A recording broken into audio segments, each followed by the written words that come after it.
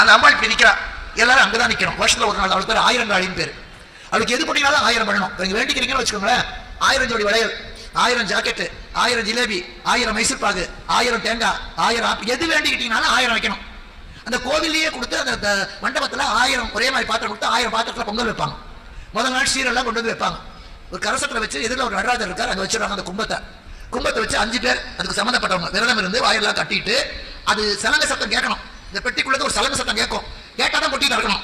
பெட்டி திறந்தா உள்ள மஞ்சள் அப்படியே இருக்கும். வச்ச எலுமிச்சம்பழம் 5 வருஷமா வாடி இருக்காது. அந்த அம்பாளை எடுத்து நிறுத்தி அதை தொடச்சு கிடச்சி எல்லாம் ஒரு நாள் பண்ணுவாங்க. அடுத்த நாள் தான் எல்லாரும் பார்க்கலாம். ஒரு நாள் தான் பார்க்க முடியும். பார்த்து முடிச்ச உடனே மறுபடியும் பெட்டிக்குள்ள வச்சு மூடிடுவாங்க. ஆத்திர விட மாட்டாங்க, அங்கேயே இருக்கும். பெட்டிக்கு தான் பூஜை. ஒருத்தர் கேட்டா, ஐயோ நான் பூ கொண்டு வந்திருக்கேனே, நான் வரதுக்குள்ள பெட்டிக்குள்ள போயிட்டே அவனுக்கு பூஜை பண்ண முடியலையே. அப்போ அந்த 1000 காளி அடுத்த நாள் பெட்டியில வச்சு மூடிடுவாங்க. அவர் வந்து, ஐயோ நான் ஒண்ணுமே பண்ண முடியல, வரதுக்குள்ள பெட்டிக்குள்ள போயிட்டே.